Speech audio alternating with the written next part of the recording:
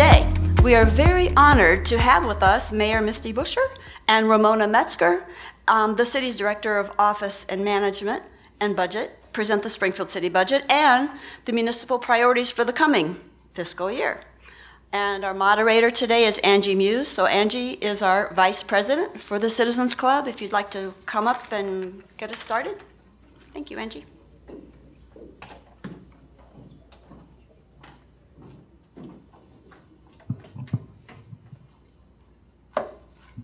All right, we're going to kick off this morning with a PowerPoint overview by the mayor and Ramona.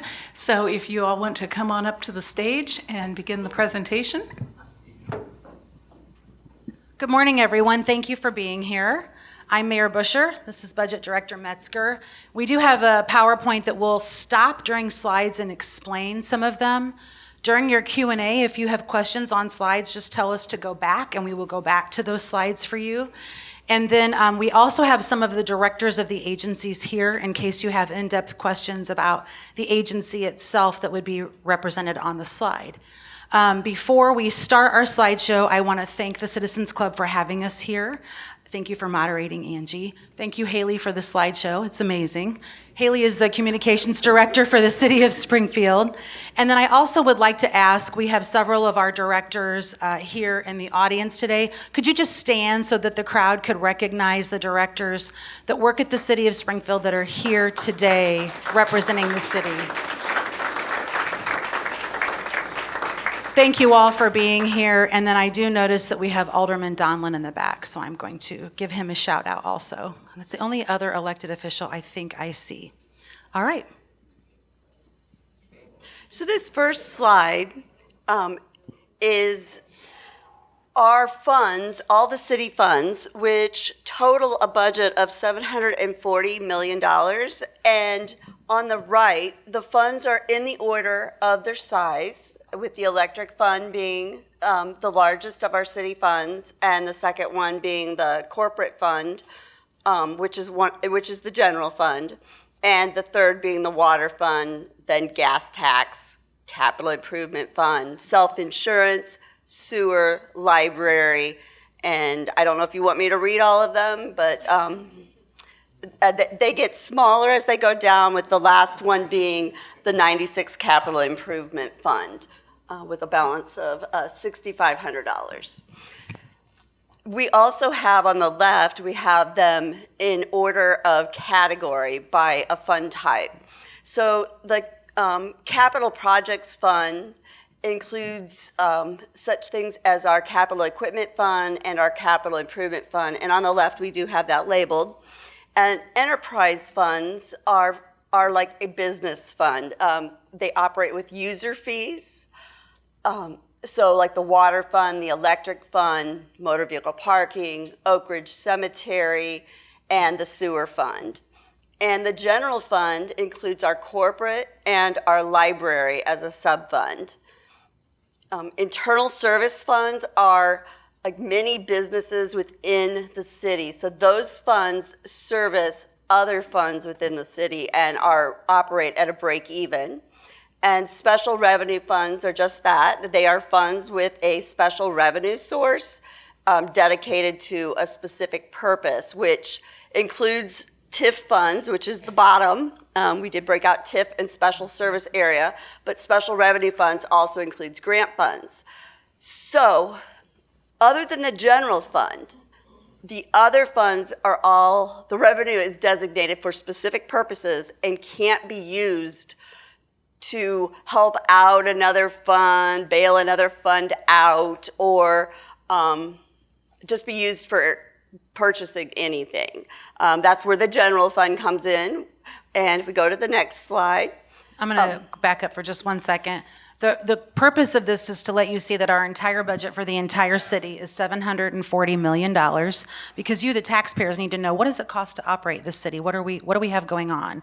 So I wanted you to see that total, and that includes all of our agencies, and our biggest agency, of course, is City Water, Light, and Power, the public utility that you own as taxpayers. So.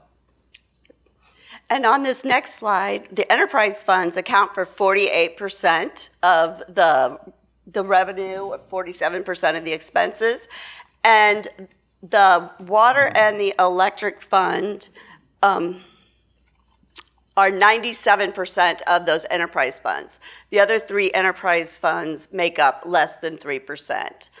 You'll see the general fund is at 27% of the city's expenses.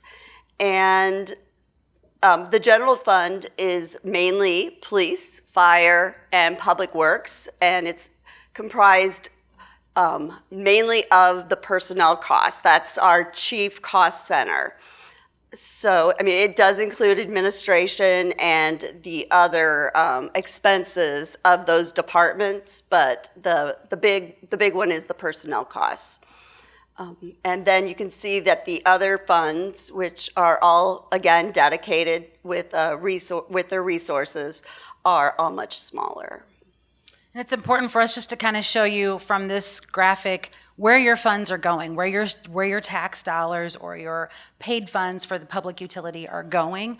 And as you can tell, as Ramona pointed out, our biggest expense would be the enterprise funds and revenue. So this is, I'll kind of head off this one. A lot of people talk about our public safety headcount because under the Bush administration that has increased. It has not decreased, it has increased. The city around 2015 or so went on a hiring freeze, and it never really came out of it. And so a lot of you were seeing, and that hiring freeze affected public infrastructure, your streets, your sidewalks, your curbs, your gutters. We didn't have staffing at regular levels. Same with police and fire. Those are the three things when I talk to the community they care about the most. Their streets, their sidewalks, their public safety, fire response time. Streets and sidewalks, public safety, the streets and sidewalks is public works. That's also your branch pickup, your leaf pickup, and you also care a lot about those things, same agency. So those hiring levels needed to come up in order for us to provide you the services that are needed and desired by the community. So we're just giving you a head count because we're asked this a lot of where we're at with police and fire, so that's why that slide is there. I don't know if my chair is in the way. So our sworn firefighter proposed budget number would be 237.5 people for this year, and we're not cutting someone in half. It takes training to train firefighters, so it would be a half of a year for someone there.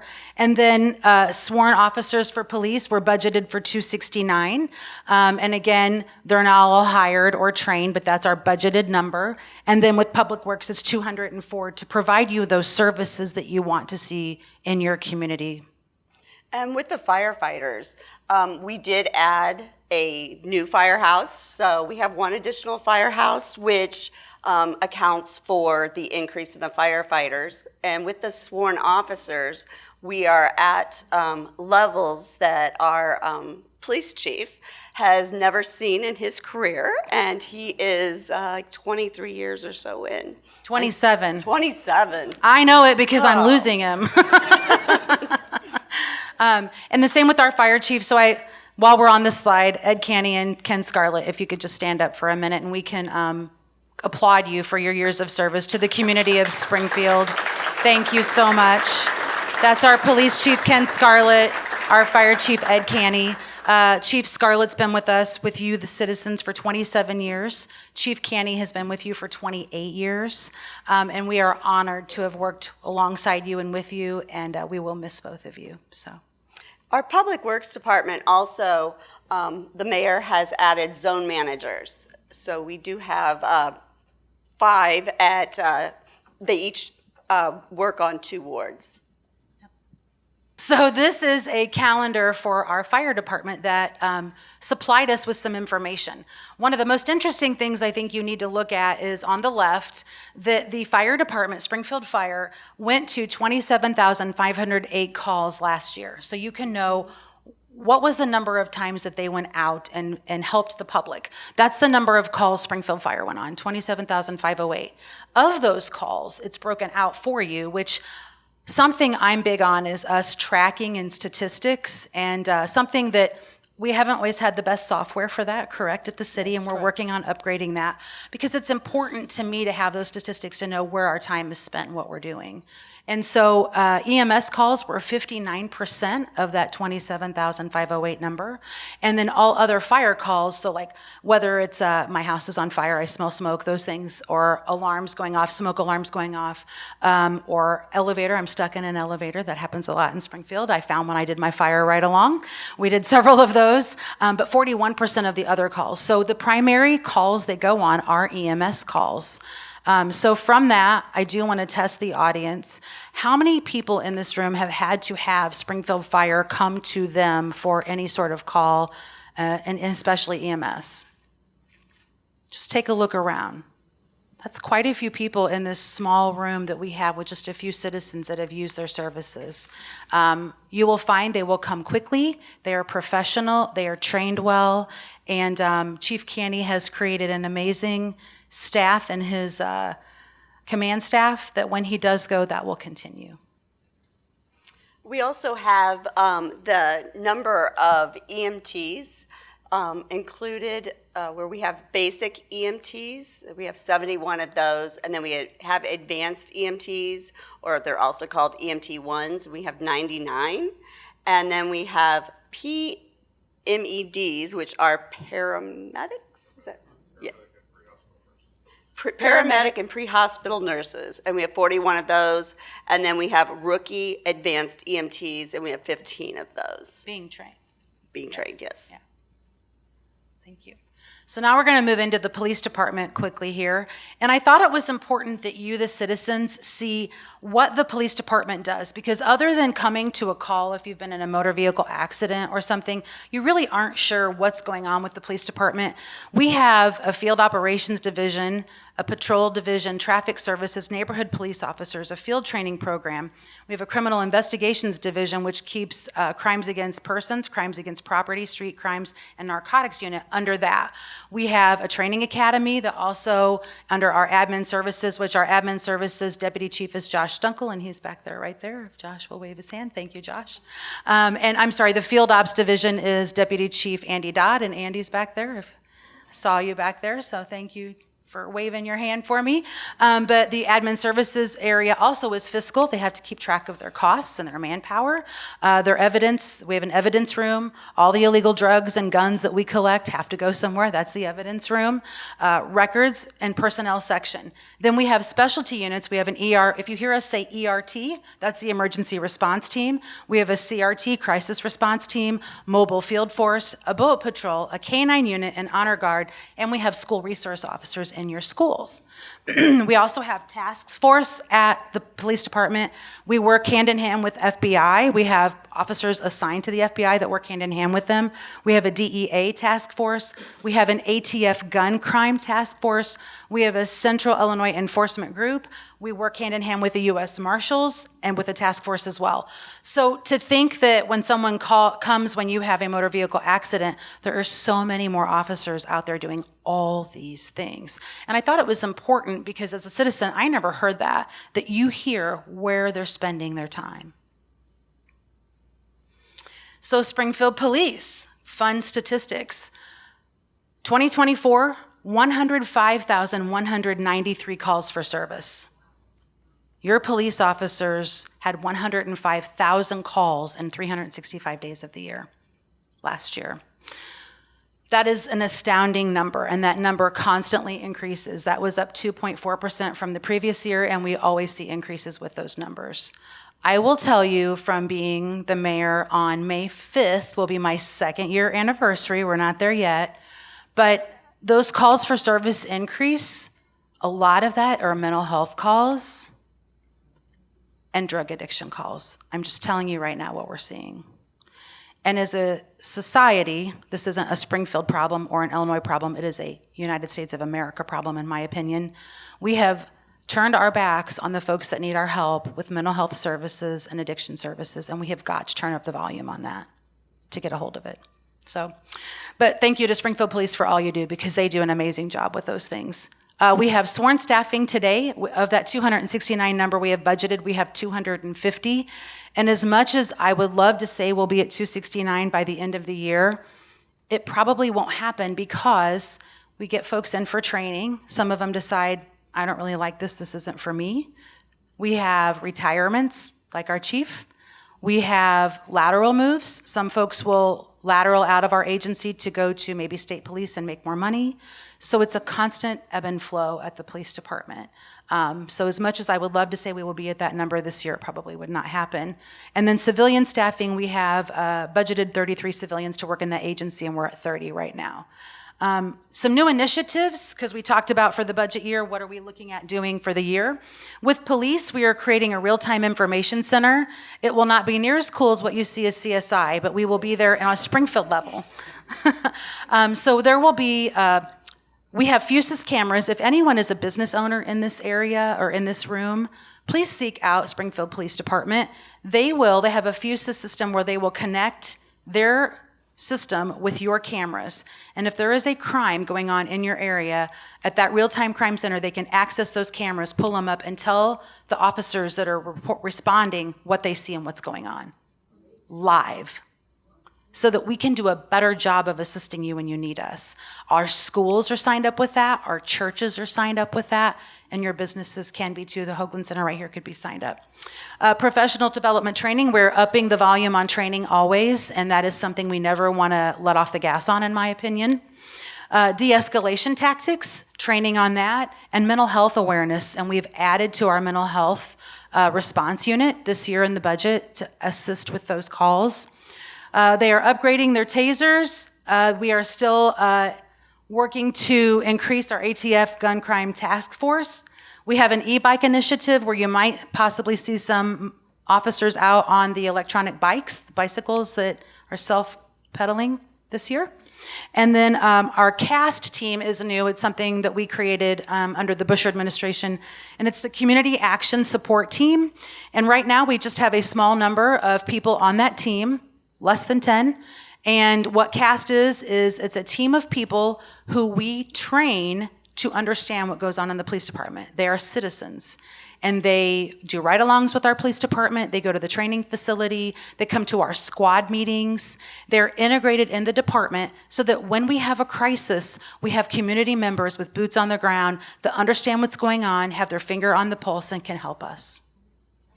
So we probably will look to, Commander Leach is here, and he's kind of in charge of CAST, and we will look to increase some of that. So if anyone's interested in looking into that, please let Commander Leach know.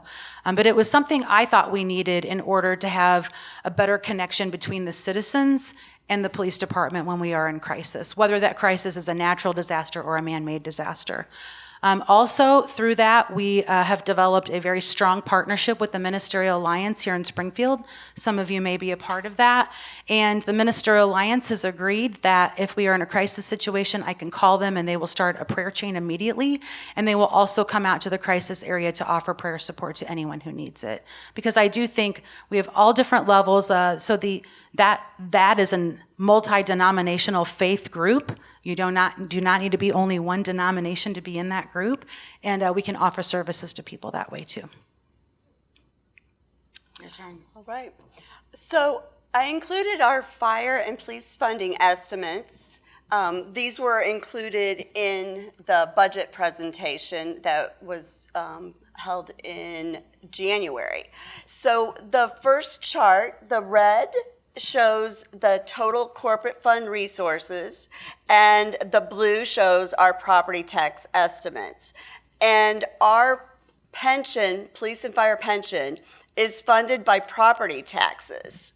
However, as you will see on the chart on the right, we have from fiscal year 19 through fiscal year 26 budget, we have the fire and police contributions that are at the 90% statutory level, so that is our required contribution. And then I have the third column is our total of those two, and then I have that against our levy revenue for the property taxes. And then that shows the amount that we're having to pay from other sources because property taxes are falling short from meeting our police and fire pension contribution requirement. So, and this chart, the yellow for fire, which is on the left, and police on the right. The yellow represents the total expenses that are paid out of the pension funds. And the green represents our ending assets at fiscal year 24, so 2/29 of 2024. And you will see that they both are growing and that the assets have been increasing. Now, if the yellow and the green were at the same level, we would be in a crisis mode.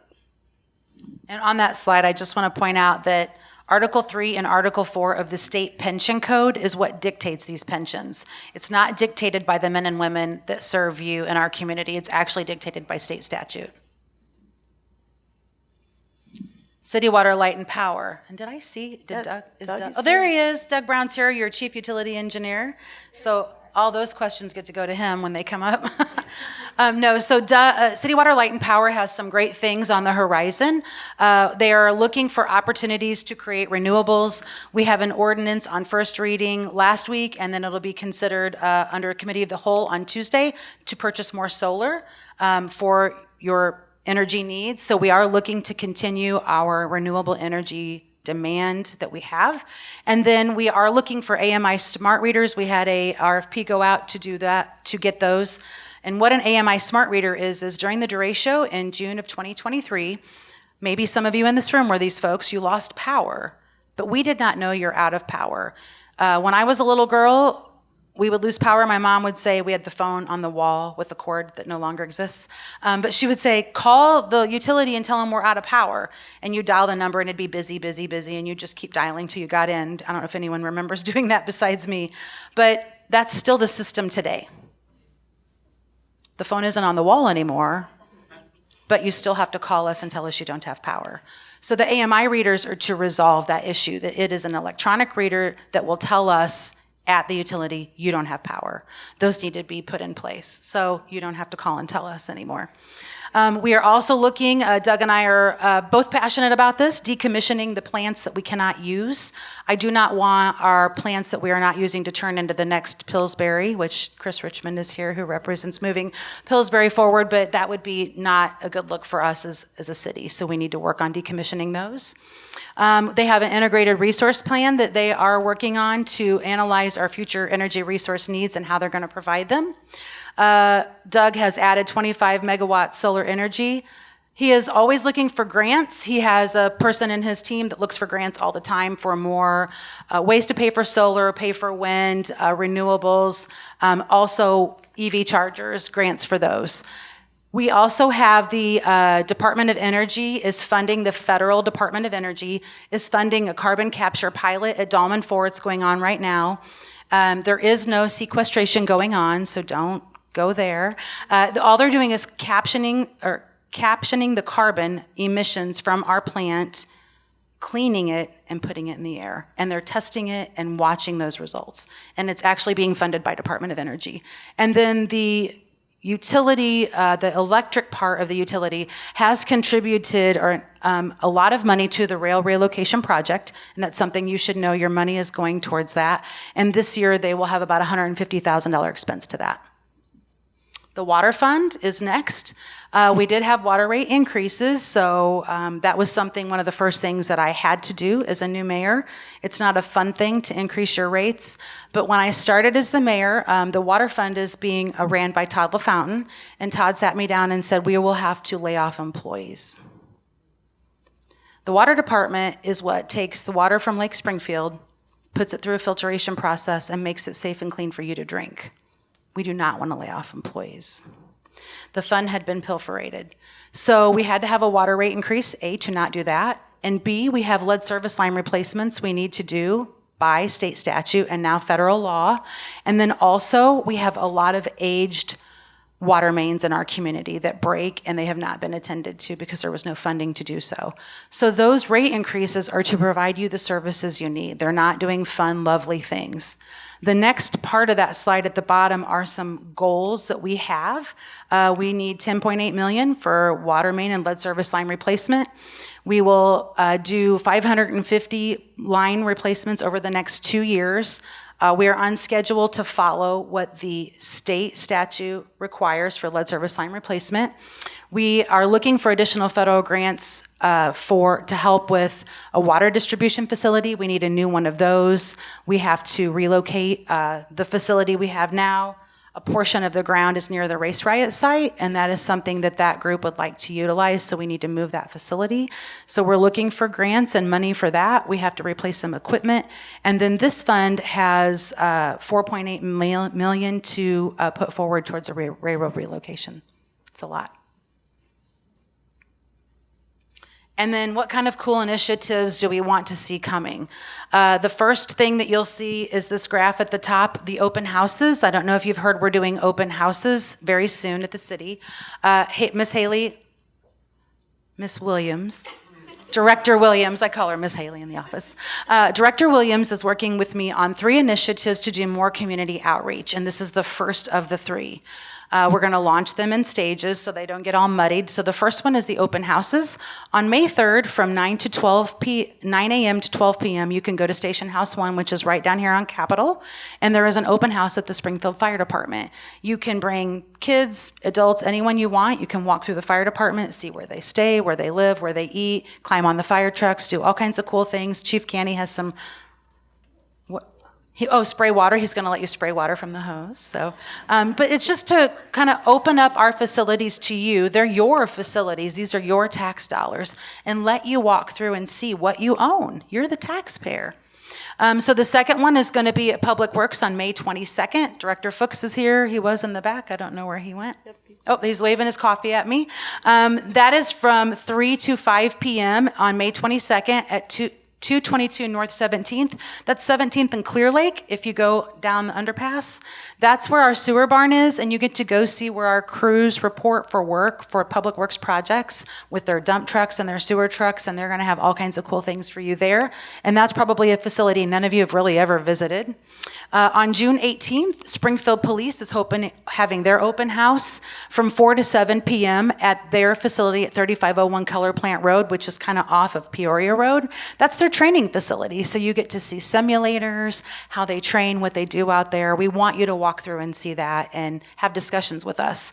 And then CWLP is doing theirs on July 16th from 4 to 6 p.m. at 1600 Growth Street. Growth Street is right off South Grand Avenue. That's where our linemen report to work and get in their bucket trucks and go to work. And those are the people you love to see when you have no power. So we wanted you to go see their facility and visit with some of those folks. We will be there as well, and it's for you to come talk to us and see where your tax dollars are going. So that's our first part of our public outreach that Director Williams and I are working on. And the bus tokens. And Director Williams has worked out that you can get a free bus token. We will provide it to you if you need or know someone who needs transportation. And she's working on transportation to the Color Plant Road facility because that's not a normal bus route. So. Public open houses are there. My First Home Initiative, Director Ethan Posey is in charge of that for me. We are taking a home that the city has on East Cedar that's dilapidated, that was supposed to be torn down, and we're actually infusing your tax dollars into it. We're remodeling it, repairing it, and we will sell it for a very low cost to someone to be their first home that they've ever had. Downtown Business Development, Director Raising, I saw her out of the corner of my eye, there she is here from Economic Development. Her and I have been working very hard on trying to find developers who will invest funds in our downtown to bring new businesses downtown. And I'm sorry, our planner, Sean Pritchard, is next to her, so there's Sean. And we do have on Tuesday night at the debate at the City Council, you'll see there is an ordinance for the AT&T Illinois Bell building right around the corner here on 7th and, is that Cook? Mm-hmm. To have downtown TIF dollars be put into that to put workers back in that building, to remodel it and put workers back in that building. There's a developer I've been working with trying to get them to take over a extremely dilapidated building downtown, and we have been working on that, and I actually even contacted the Growth Alliance, and Abby and Ryan are both here from the Growth Alliance. I saw them. And I wanted the developers to know they have teams here at Springfield to help them. Director Raising had someone reach out to her for another building in downtown that she's talking to, so we're really trying to invigorate those old buildings downtown. In May, it is Lake Springfield's 90th birthday. Yay you, your lake. So we're going to throw a birthday party at the lake at Center Park, and you'll all be invited. So we're going to have something fun for you out at the lake to visit that. I contacted the Davlin family. Some of you may remember Mayor Tim Davlin, who was a mayor here in the city. Mayor Davlin had Springfield Green. So I contacted them and said, may I have your permission to bring it back? And they said, we would be honored, and one of them is on the committee. We've only had 2 small meetings. If you're interested in Springfield Green, let me know. We're creating all of that, and we're bringing Springfield Green back to take care of our community. The 3rd Street Greenway and the 19th Street Greenway, we're working on trying to create on old railroad tracks some nice bike walk paths. And from that, you'll see we would like to connect all of our bike paths. That's a mission of mine as well. A lot of people would use more of them if they could connect them and all go from one to the other. So that is a goal. The beach house, once we get the water fund established and going, we really want to renovate that and renovate it so that you, the citizens, can all visit it and use it. Right now, you cannot use the lake unless you belong to a private club, and we want to change that and have a space out there where everyone can go and use the lake. And then the Shields Sports Park at Legacy Point, super exciting, lots of cool things coming around there. Stay tuned, you're all gonna love what's going on out there as well. Okay, we'd like to encourage everyone to go to the city's website and sign up for newsletters, weather alerts, and also to check out Energy Services. Energy Services offers rebates and home energy audits. And the utility also offers a solar farm, so you can purchase your power from the solar farm in effect. The weather alerts, Director Williams has put those together. You can sign up to get those texted to you. And then she does our newsletter every Thursday, and everyone loves a newsletter, so thank you. It's amazing, Haley. How many of you in this area get the newsletter? Probably not many of you. Oh, more than I thought. Yay.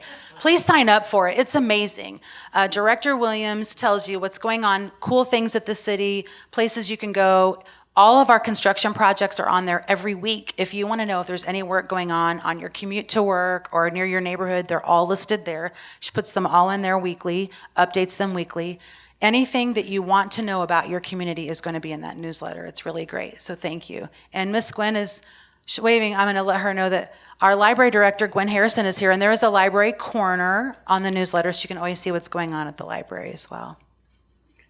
So some common questions that I get is what do we do with the cannabis funds? And so I just wanted to put this together and show that 50% of the cannabis funds are used towards East Side development in wards 1 and 2. And to date, we have had about $800,000 spent with homeowners and business assistance grants. And the other 50% of the cannabis revenue goes towards pension payments. And through FY22 through current budget, it's about $2.3 million in additional pension payments that are made above and beyond the 90% required contribution. Another question is, what do we do with that video gaming money? And that goes towards infrastructure maintenance, and the revenue to date earned from video gaming is just over $25 million. Now, that does not cover all the infrastructure maintenance. There is also hotel motel tax and sales tax, which is transferred from the corporate fund to assist with that infrastructure maintenance. And that $25 million is from the beginning of the video gaming coming into our lives and what my friends call Spring Vegas. And that ties up our presentation so we can have questions. Let's keep going on infrastructure. You mentioned streets, sidewalks. What are some of the major projects this year? And also tell us about some of the things, I know we were talking earlier that you could not get to this year. Yes, so I do feel that because we had not increased our workforce to the tune that we needed to, we had not taken care of your infrastructure like we should have. So we're playing catch up. So bear with us while we're playing catch up. A lot of the roadways that you are frustrated with in our community are also not our roadways. They might be IDOT roads, so we have to work hand in hand with IDOT on those. As you know, the big thoroughfares are typically IDOT roads, but 6th Street has been repaired, and that's amazing. 5th Street's we're working on that right now. 9th Street from Sangamon Avenue to downtown will have an overlay prior to the 100-year anniversary of Route 66, which is next year. So there will be an overlay there, so that will be much better. I happen to drive that road every day, so I'm very excited about that myself. Downtown is getting new roads this summer. We're getting new roads in downtown Springfield, new curbs and new gutters. I will tell you that one of the things that I'm annoyed by two really big things in our community: litter and our curbs downtown and how they look like broken and dirty and not painted. It makes me crazy. But we can't fix the curbs until we fix the streets. So we're gonna fix the streets, then we're gonna fix the curbs. I would like, in my term as mayor, it won't happen, but I would love us to be Disney clean everywhere you look. I call it Disney clean. No litter, no chipping paint, everything look beautiful, flowers, trees. That's my goal.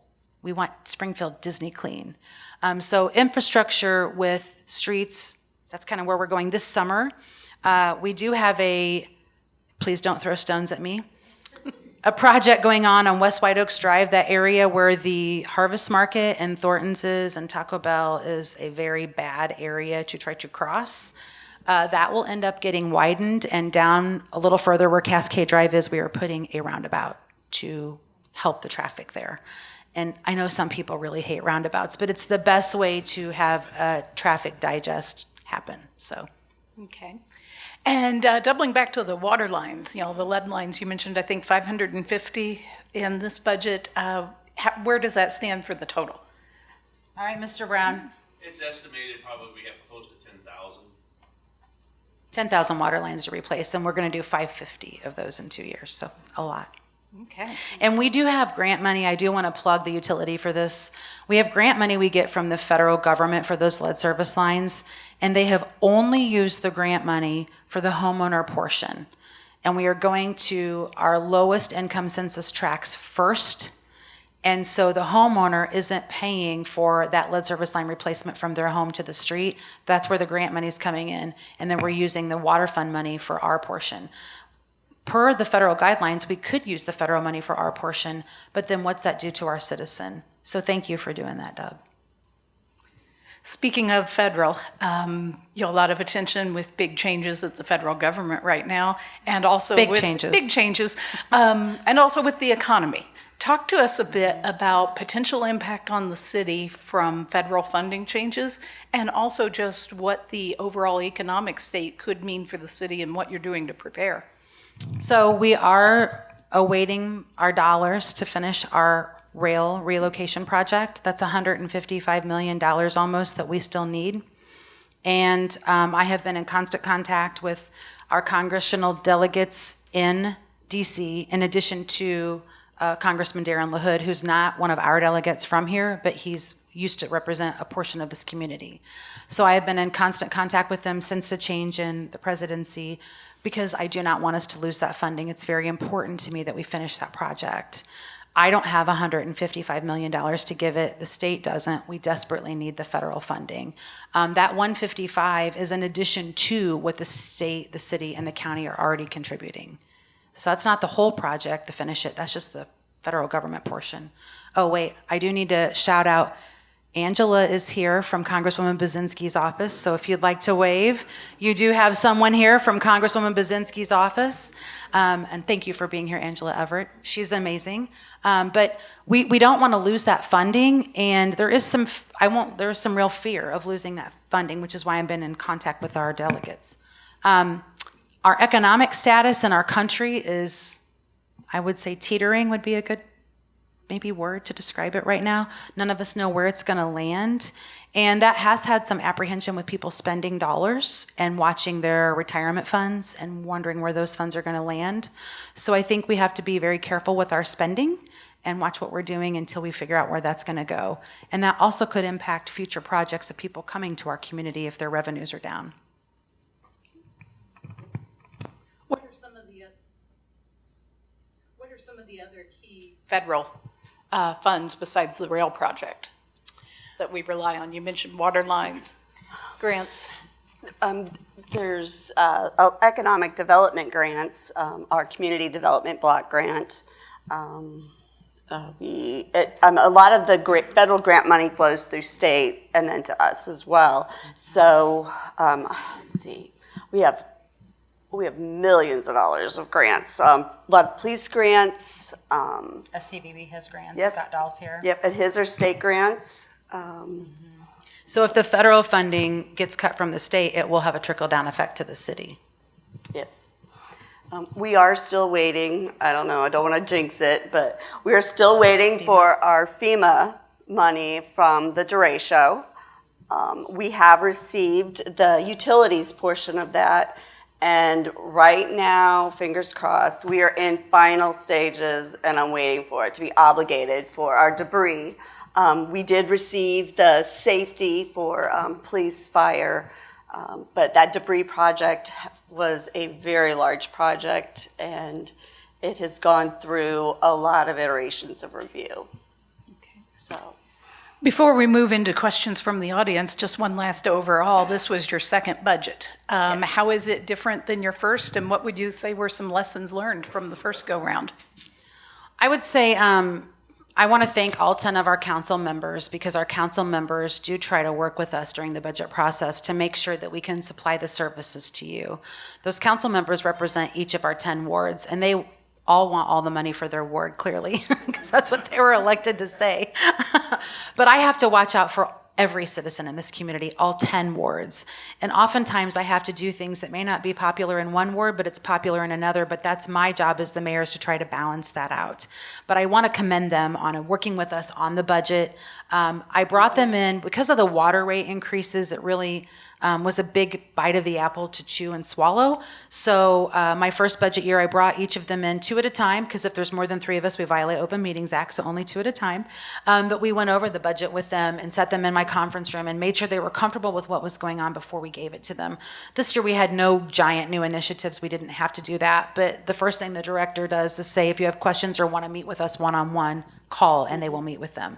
But I just commend the aldermen and alderwomen for working with us during that process.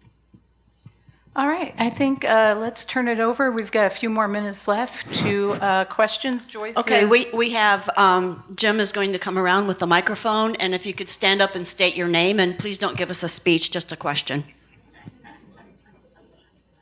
Jim better move faster. He's got his sneakers on, I bet. John Kierkessner with University of Illinois. I learned on Monday that CWLP is the one providing the ash for a research project. They're pulling the heavy metals, rare earth elements out of the consumed ash and then using it to create concrete for building. That project, the research, is because of CWLP. I learned about it in Champaign. Do you know much about that, or is that going to get expanded? Yeah, typically with University of Illinois projects, we don't get to learn a lot about it until more towards the end when they do their final kind of reports and stuff like that. So I don't know a lot about it. I mean, but we're always, first and foremost wanting to jump on any kind of research project that they want to provide to us.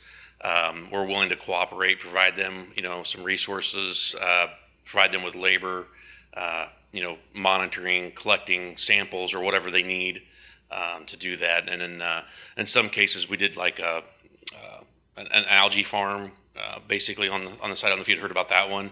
That was kind of an initiative to see if they could pass carbon through it and grow algae. So there's some unique things that the University of Illinois and Urbana-Champaign does for us. And we've partnered with some other universities throughout the last probably 20, 30 years. But by far, they're the ones that are probably the most active. We've used fly ash in concrete before in mixtures. It's proven to be, a pretty good binding agent for that product. But the problem I think is that a lot of the cement manufacturers just don't want to engage in that because it's more expense for them up front. But it might pay off in the long run though, because it is a pretty good bonding agent. Yes, cheaper and stronger. The other issue too is that the fewer coal plants that are around now, there's not as much fly ash available to encourage more investment into those cement manufacturers want to do that, which is kind of problematic for that. But that answer the question good enough for now? Thank you, Todd. Larry, wedding.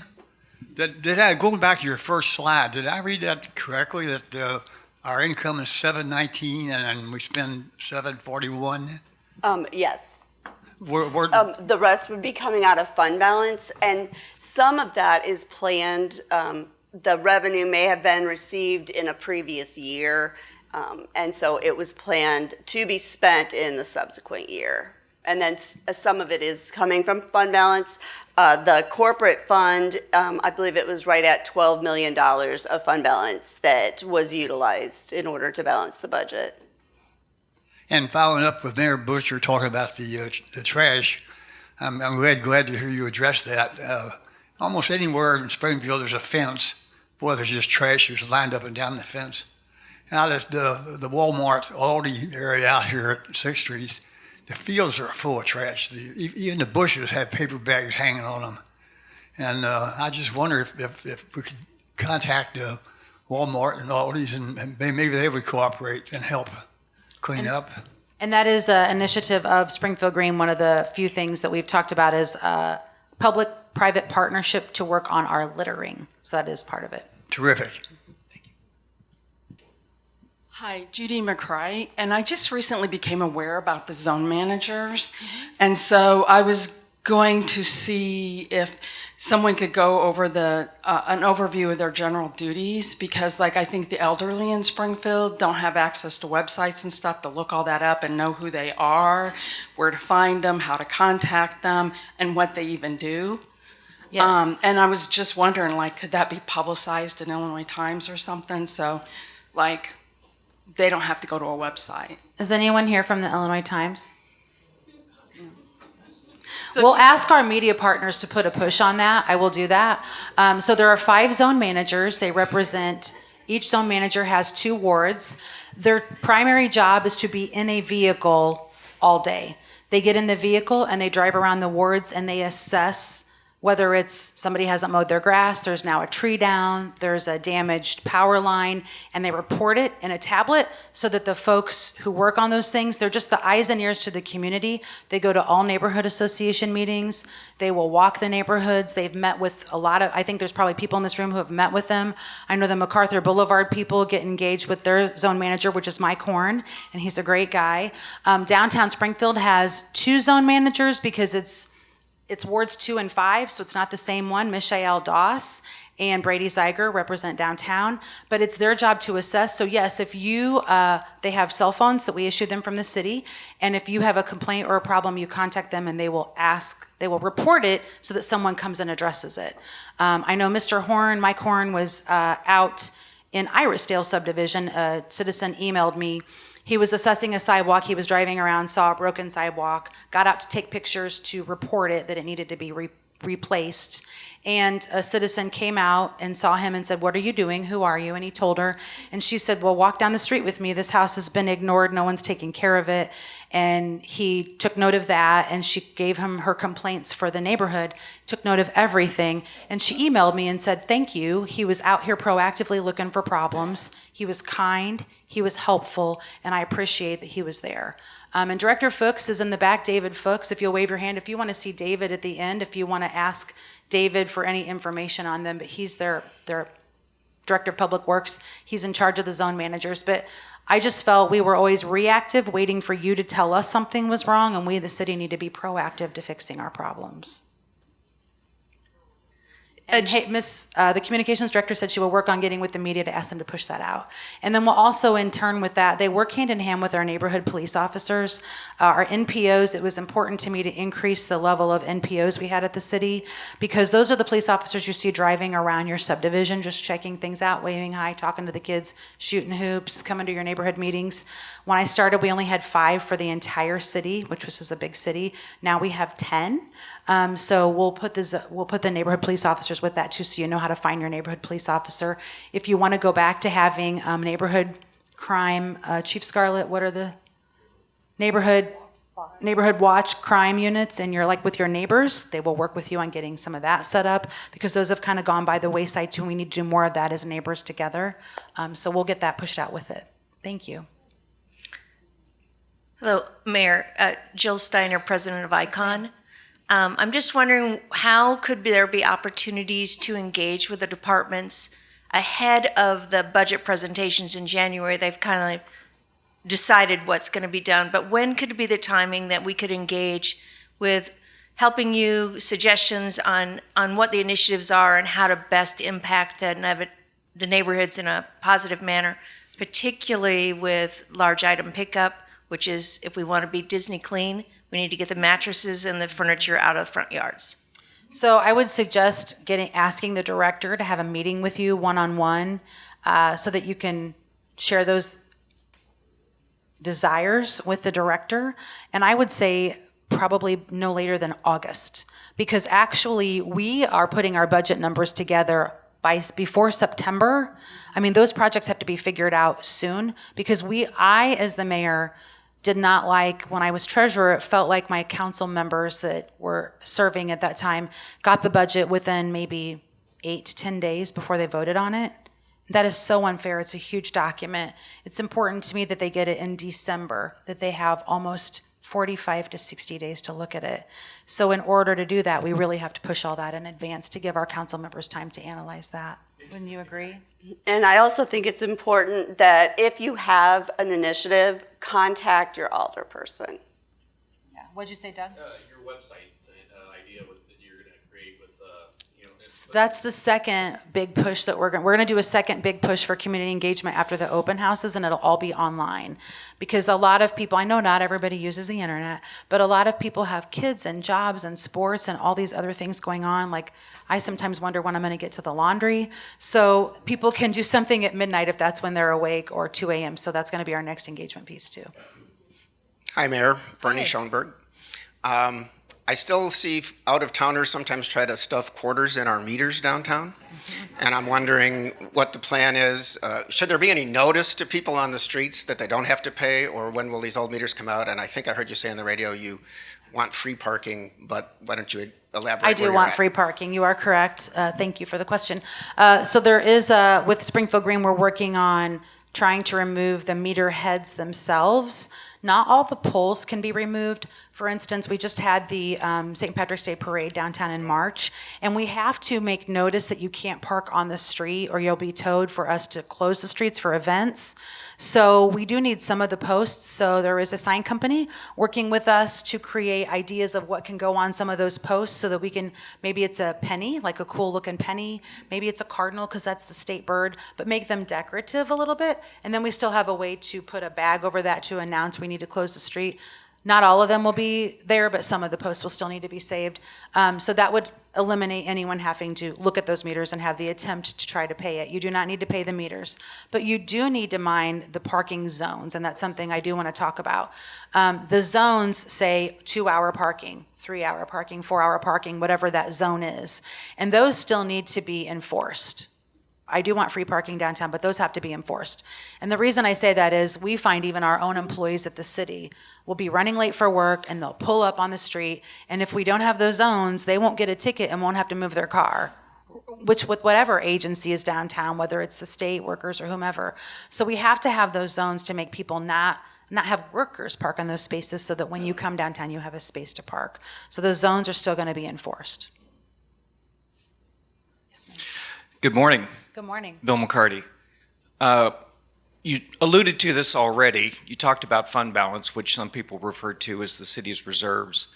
I think your budget was about 12 million, maybe just shy of that, which, if I'm not mistaken, is roughly 20-ish% of the reserves.